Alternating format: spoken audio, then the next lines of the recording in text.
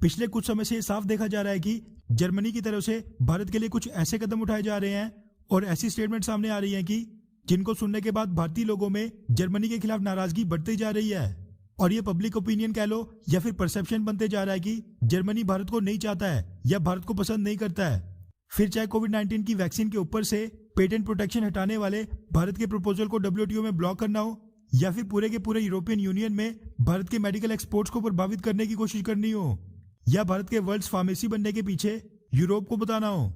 Germany ने पिछले कुछ दिनों में भारत के साथ अपने टाइज को बड़ा सेटबैक पहुंचाया है। और ये सब कम था कि जर्मनी ने बौखलाहट में भारत के खिलाफ नया प्रोपेगेंडा शुरू कर दिया है। और जो ये प्रोपेगेंडा शुरू किया है इससे भारतीय लोगों के प्रति पूरी दुनिया में घृणा और भेदभाव पैदा हो सकता है।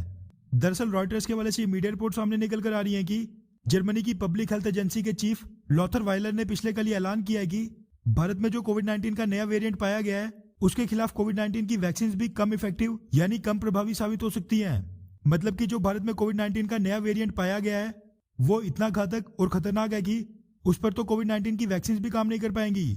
हालांकि लॉथर वाइलर ने ये स्टेटमेंट पब्लिकली तो दे दी लेकिन अपने इस क्लेम के लिए कोई भी स्टडी या डेटा पेश नहीं किया। उल्टा जब डेटा के बारे में पूछा गया तो उन्होंने कह दिया कि डेटा को आते अभी 2 हफ्ते और लगेंगे। ऐसे में उनके खिलाफ ये सवाल उठाना तो लाजमी है कि अगर डेटा आते आते अभी भी 2 हफ्ते लगेंगे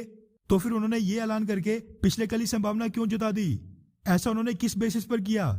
अब क्योंकि लॉथर वाइलर जर्मनी की पब्लिक हेल्थ एजेंसी के चीफ हैं इसलिए उनकी ये स्टेटमेंट पूरे के पूरे यूरोपियन यूनियन के साथ साथ दुनिया के बड़े बड़े मीडिया ने कवर किया है और अपनी हेडलाइंस में ये छापा है कि कोविड-19 के इंडियन वेरिएंट के खिलाफ तो वैक्सीन भी काम नहीं करती हैं। वैसे सुनने में तो आपको ये बड़ी छोटी सी बात लग रही होगी लेकिन जिस तरह इंडिया में पाए गए कोरोना वायरस के वेरिएंट को इंडियन वेरिएंट कहना गलत है, ठीक वैसे ही लॉथर वाइलर की स्टेटमेंट भी बिल्कुल गलत थी क्योंकि इसका कोई आधार ही नहीं था। और अगर जर्मनी को कोविड-19 की इतनी चिंता है तो उसको ये पता होना चाहिए कि जो भारत में इस समय इसी वेरिएंट और सेकंड वेव के कारण हालात बिगड़े हैं, हजारों लाखों लोग मारे गए हैं और जो ये वेरिएंट दुनिया के 45 से ज्यादा देशों में फैल चुका है उसका एक बड़ा कारण जर्मनी खुद भी है।